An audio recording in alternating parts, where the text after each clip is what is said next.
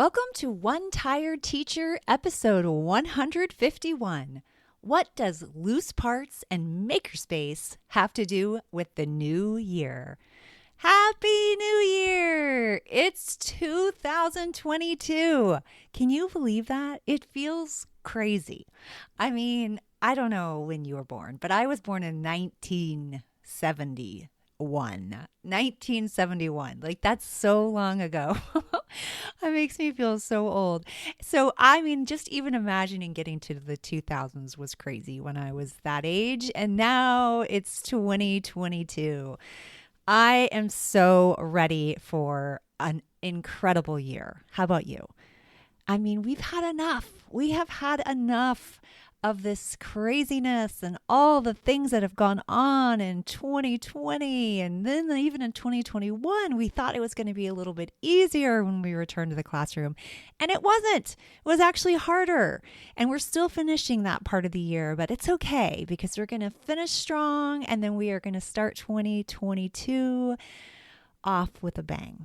Let's try to do that if we can. But I think a lot of things have to happen in the meantime. I think we have to have lots of rest and rejuvenation, and we need to be reminded how wonderful you are as teachers and how hard you work and how incredible you are and what it takes to touch the lives of others. It's a massive responsibility, and you're doing it. And I just want to say thank you and congratulations and happy New Year, because I think this can be the best year ever.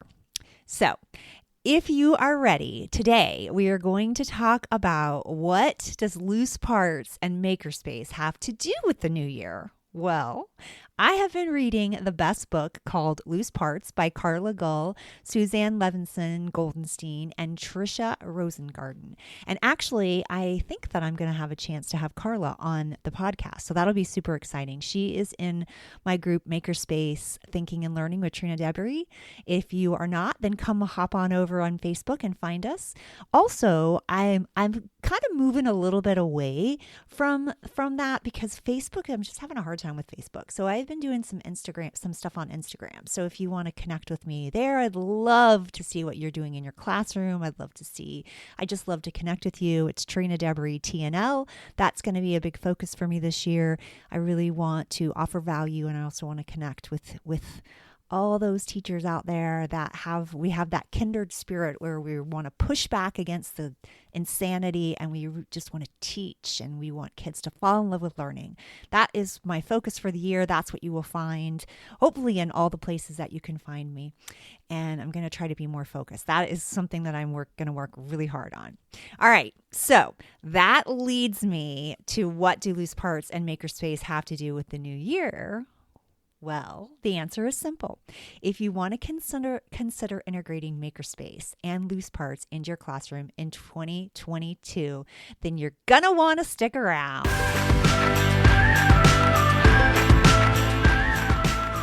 Welcome to One Tired Teacher. And even though she may need a nap, this teacher is ready to wake up and speak her truth about the trials and treasures of teaching. Here she is, wide awake. Wait, she's not asleep right now, is she? She is awake, right? Okay. From Trina Debris Teaching and Learning, your host, Trina Debris. Hey! So that was a bit of a long introduction, and I just got a little excited, so sorry about that. But we are going to talk about integrating Makerspace and loose parts and what does that mean and all those things. And I really want to be able to break it down with you. Before we get started, I want you to know that I'm talking about Makerspace for the whole month of January. I'm very excited about, refocusing on the thing that I feel the most passionate about. And I'm excited to talk to you about how that can look in a classroom, in a media center, in a Makerspace classroom or STEM classroom. And so we're going to be kind of talking about that. I have some opportunities for you. I have a new masterclass coming. It's free. And I'll talk about that next week. I also have a Makerspace Getting Started kit, and you can grab that at trinadebryteachingandlearning.com. Ooh, now I can't remember. /Makerspace kit. I can't remember. I'm going to have to link to that in the show notes because I all of a sudden forgot the URL, which is not helpful when you're doing a podcast. So Anyway, but it gives you some labels and it kind of gets you started. So if you're considering it because it's 2022 and you're ready for some new things in your classroom, some new ways for kids to be excited and engaged and fall in love with learning, then consider Makerspace.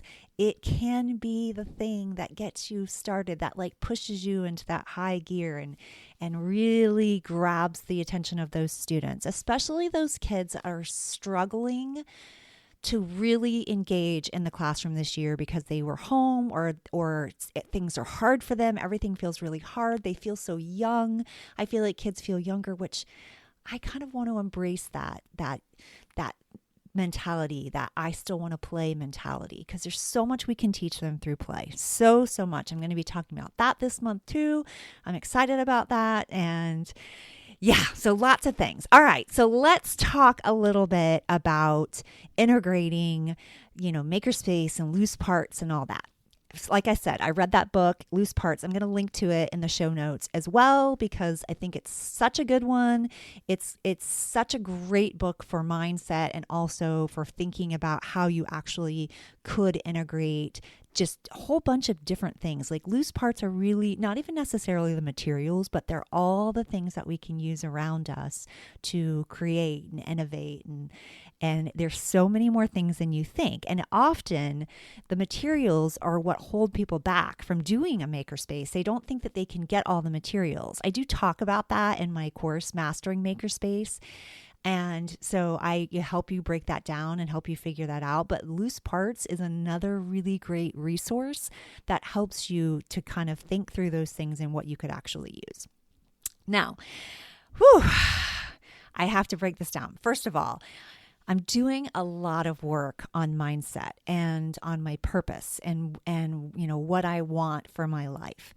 Because leaving the classroom has left me with this emptiness and this feeling almost directionless. And so I want to dedicate my life to helping you stay in the classroom by supporting you in any way that you need. And something that I believe will make a huge difference in the behavior of children, in the engagement of learning that is going on in the classrooms, really is the introduction of a play-like learning mentality. Now, some people get really defensive about play and feel like, we have to have these rigorous lessons. And I can't stand that word rigor. Sometimes it drives me crazy. I think it's important to get kids thinking deeply, but I don't think it has to be with passages and questions. I think there's so many other ways for people to think deeply, to remember what they've learned, to be completely engaged, to hold on to it for a lifetime. And a lot of times that has to do with their mindset and how they feel when that information is coming to them. And when they're playing, they feel happy. And there's lots of science and lots of research that backs up when you're happy, you have a better ability to remember things. Your mind is more malleable, like you can take in more information. So I think that is really important. And I feel like Makerspace and Loose Parts really embraces that mentality and really takes that in and takes that into consideration. Both of these activities, or they kind of go hand in hand. Both of these ideas really have to do with the development of children and giving kids the opportunity to grow socially and emotionally and physically and cognitively. And I think that is really important. And I really believe that when we consider these aspects of children and development, we can realize what this does. This type of mindset, Makerspace, Loose Parts, it really supports innovation and promotes imagination and inspires kids to think and wonder and dream, and it instills those problem solving skills, and it really builds children's confidence. And I think that is so important. And that is how we can enhance learning and we can bring joy to our classroom. I think we are currently lacking this. Now, I don't mean you in your classroom are currently lacking joy. I don't, and maybe you are, or maybe you're not. I just know what I've seen in so many different schools and what I'm hearing in groups that I'm in on Facebook and people that I've talked to on Instagram and classrooms that I've been in. And whew, I just feel like we're losing some of that joy. And I know there are some schools that are holding on to it for dear life. And I know that some of it is a lot. Like I know that there are schools that do these massive transformations and these, huge events, and those are really exciting and really cool. But my goodness, the amount of energy that it takes for teachers to have to put that together is so much to ask of an already giving person. And that's why I like things like Makerspace and integrating Makerspace and loose parts, because it's not asking you to go above and beyond for these grand, elaborate events. It becomes part of your natural habits, your normal routines. And so it doesn't have to be this big, extra expensive time and energy. There's so much dictation of what you should be doing that it really has stolen that joy of teaching. And if you are a follow the rule, every rule you are given person, then this podcast actually might not be for you, because I know it's hard, because I had such a hard time pushing back or breaking rules or not doing exactly what I'm told. But they said I had to do this. And it was like an internal struggle. But I am calling all creative, outside of the box teachers. I'm calling you to the front, because we need you. We need you to close your door and do your thing. And again, if this isn't for you, but you are thinking 2022 is my year to push back because I can no longer be a part of a system that is actually hurting kids, then I want you to stick with me, my friend, because we are going to shake things up. Now, don't worry. We're going to start slowly. In fact, this week, if you are on my email list, you will be receiving a week's worth of lesson plans for your interactive read aloud time. And if you aren't reading aloud, today is the day to start. This is such a critical practice, and I want you to jump on the bandwagon. But I'm going to say it is essential for kids that are learning to read and to think about books, that they hear us read and they hear our different voices, and it automatically increases the engagement by like 95%. And I would like to say 100%, but I know that there are some kids where it takes time. Are you not on my list? Then you need to hop on over to TrinaDeveryTeachingLearning.com and wait for the little pop-up, or scroll all the way down to the bottom of the page and sign up, because lots of goodies come with that list. All right, so this is going to be a new year. This is going to be a new time. This is going to be us pushing back. We're going to consider things like Makerspace. We're going to consider things like loose parts, which means like we're going to gather sticks and rocks, and we're going to find things that we can use to build and create and wonder. And we're going to do things a little bit differently. Yes, we can still play somewhat of the game, and we can make sure we have standards aligned to our activities. You can always find a standard to align to something that you're doing, and that is the key. Finding standards and being able to provide that evidence to whoever is asking that you are, focusing on standards, that you are focusing on what is developmentally appropriate for children. So let me help and do some of that legwork for you so that you have the evidence, so that you can start pushing back on some of these things, so your kids can be excited when they come in the door. That's the goal for the year. I hope that you are ready for that, because I know that I am. And this was just a little taste of what we're going to be talking about in the next couple of weeks. And this is another thing that I'm going to do this year. If you have been a loyal listener of One Tired Teacher, first of all, welcome back. I'm so thankful to have you. I just hit the mic, so you may have had a very horrible rumbling sound. But I know that I've been off for a couple of months, and it's been a crazy time, and I didn't actually get as much rest as I had hoped. But it was a nice little break, because it was just a lot of podcasting for a long time. I hope not to do that again, though, because I think that you lose track and people lose track. So if you're not subscribed to the show, then you may not even know that we're back on. So make sure you hit subscribe and leave me some words of affirmation. I need some words of affirmation. Actually, recently I had somebody write some words of affirmation.